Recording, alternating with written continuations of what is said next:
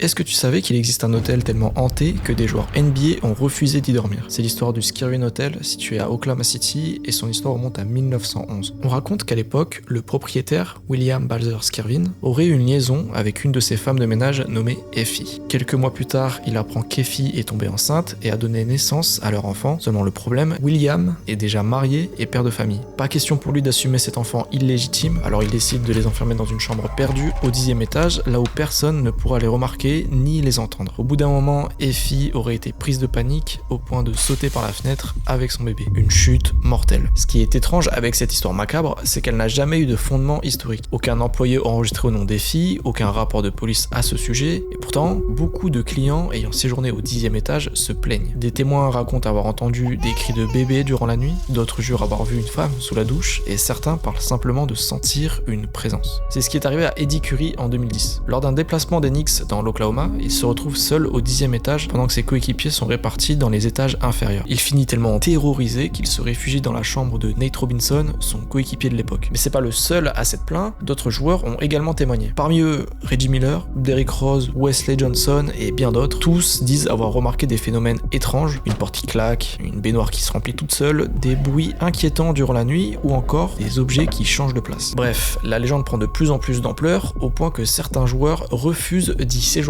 C'est le cas de Lou Williams en 2015 qui est allé jusqu'à réserver lui-même un autre hôtel. Mais le témoignage le plus récent et aussi le plus intéressant remonte à 2019. C'est celui de Tim Hardaway Jr. dans un article publié par The Players Tribune. Il raconte être rentré dans sa chambre le soir et avoir remarqué que sa brosse à dents n'était plus à sa place. Bon, ça il y prête pas vraiment attention, en vrai, c'est un détail. Il a peut-être lui-même oublié où il l'avait mise avant de sortir. Le plus bizarre arrive après, lorsqu'il part s'allonger dans son lit. Au bout de quelques minutes, il entend des bruits de pas depuis le couloir, rien d'inquiétant, jusqu'à ce que des murmures les accompagnent. Des sons qui se rapprochent de plus en plus, au point de sembler venir d'à peine quelques centimètres derrière la porte de sa chambre. Les bruits ne cessent plus, Hardaway tend l'oreille, puis avance lentement vers la porte, sa main tremblante sur la poignée, et d'un coup il l'ouvre, mais le couloir est vide.